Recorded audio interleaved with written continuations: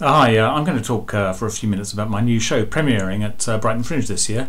It's called The History of Feminism as Told by a Sexist Pig, and I've used that label because it'll be thrown in my direction anyway, and also because men who call themselves feminists, and I am a feminist, tend to attract unappealing names like fraud, self-deluder, Nick Clegg, that kind of thing.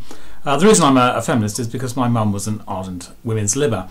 And I picked up the revolutionary fervour at home. But as I look back at the history of the movement, I noticed that the role played by men has been discounted or even left out altogether. So I thought I would add a bit of equality to the equality movement by telling the story from a man's point of view, starting with the suffragettes. Men don't just love the suffragettes, we envy them. We know what drugs they were on.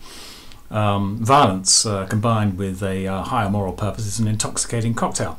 And I'm going to talk about Emily Wilding Davison, who collided with the King's Horse at the Epsom Derby in 1913. But what happened to the jockey, Herbert Jones? Well, he committed suicide.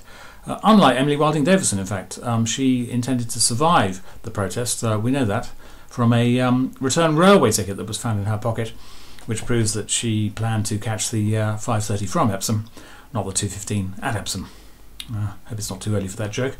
I'll talk about women building Spitfires during the Second World War, building them and flying them, but only from the factory to the airfield. The official reason was to spare women the horrors of combat, but the real reason was hands off our toys. I'll talk about the pill, the greatest breakthrough really in the history of liberalisation. I'll talk about Mrs. Thatcher. I'll talk about the Greenham Common protesters, the lesbian separatists who wanted to set up a world pacifist matriarchy, which strikes me as a good idea. Mother Earth ruled by Earth mothers, nothing wrong with that. I'll talk about pornography as well, which feminists tend to get wrong, and the reason they get it wrong is because they don't consult men. Pornography is our industry. We invented it, we pay for it, and yet we're not asked about it, which is rather hurtful given all the work we put in.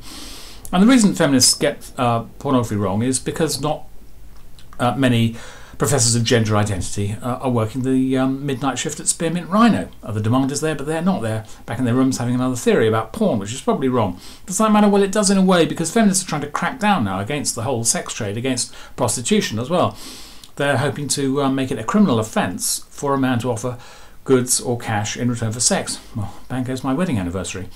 But the feminists really believe that they can win this one. They actually believe they can eradicate prostitution forever. Let's think. Feminism as a profession been around for about 50 years. Prostitution slightly longer. And I'll talk also about the new weapon of the feminist lobby, which is the all-female shortlist. Of course, as a man, I notice that the all-female shortlist is not for all females. Look at the list. Where's the childminder, the nanny? Where's the dinner lady? Where's the Tesco's checkout woman? Where's the single mum on benefits? No. The shortlists are for Oxbridge Sloane Rangers. Now, there's nothing wrong with that. Some of my best friends, as they say. But if they want to group together and have a members-only club to guilt-trip men into giving them jobs, they should perhaps call it what it is, which is elitism, rather than pretending it's equality. Interesting enough. A lot of men embrace these shortlists. They say that they want to help build equality. I wouldn't believe them. What they're really thinking is a bit more skirt around the office. Very nice. Yeah. So that's what I'll be talking about, among other things. Do come along to the show. It's at the Blue Man, which is in Queen's Road in Brighton, on the first 2 weekends of the festival, 2nd and 3rd, on the 9th and the 10th, at noon. It's free. Hear me out, join the debate afterwards, or just punch me. Thanks.